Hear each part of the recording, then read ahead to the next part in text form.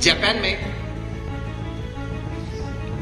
एक फिश पैदा होती है जिसका नाम है कोई, जापानीज कोई बोलते हैं, KOI।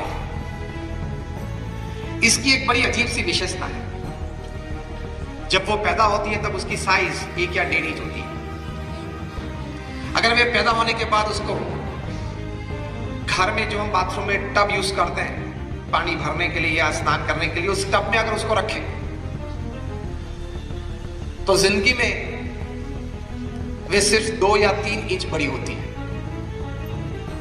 अगर वही कोई मछली को पैदा होने के बाद तुरंत ही कोई बड़ी वाटर टैंक पर रखी जाए, 10 बाय 10 या 10 बाय 20 की साइज हो, उसमें अगर रखी जाए तो वो मछली अपनी जिंदगी में 8 से 10 इंच बड़ी होती है। वही जापानीज कोई मछली को जो पैदा होने के वक्त 1 या 1.5 इंच की थी, उसको अगर बड़ा तालाब हो उसमें रखा जाए, इन अ लेक, तो अपनी जिंदगी में उसकी साइज बड़ी होते हुए 2-3 फीट बढ़ती है। कई दशकों तक वैज्ञानिकों के मन में यह रहा कि how with the same gene and the same DNA, genetic वही है, डीएनए भी वही है, तो वही जीन्स या वही डीएनए है तो भी ये मछली कोई 2-3 इंच बड़ी होती है अपने जीवन में, कोई है तो 8-10 इंच बड़ी होती है, कोई है तो 2-3 फीट बड़ी हो जाती है। बहुत संशोधन किया उसके बाद एक कंक्लूजन रिपोर्ट तैयार हुआ और कंक्लूजन रिपोर्ट में यह लिखा था कि the growth of this fish depends upon its expectations of the limitations for growth.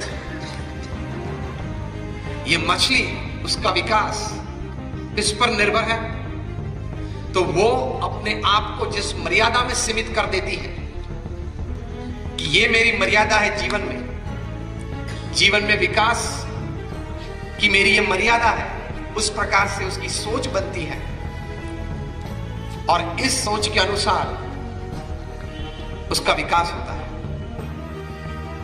तो एक प्रथम बड़ी बात यह समझनी है, You grow according to the limitations that you accept in your life. आपने अगर स्वीकार कर लिया कि ये मेरी मर्यादाएं हैं, तो आपका विकास उस सीमित मर्यादा में ही होगा। अगर आपने अपने विचार से एक बात जीवन में तय कर ली कि मेरा विकास अमर्यादित हो सकता है, If great people have grown, I can also grow in life.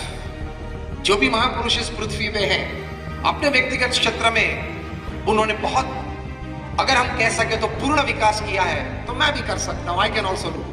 God is not partial. तो प्रथम यह विचार स्पष्ट करना है कि मैं जितना चाहूं उतना मेरा विकास हो सकता है। यह विचार अगर स्पष्ट हो जाए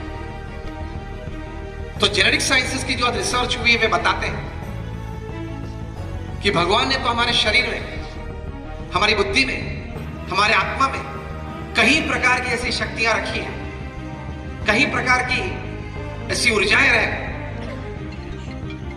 जिस शक्ति और जिस ऊर्जा से हम अपना अमर्यादित विकास कर सकते हैं।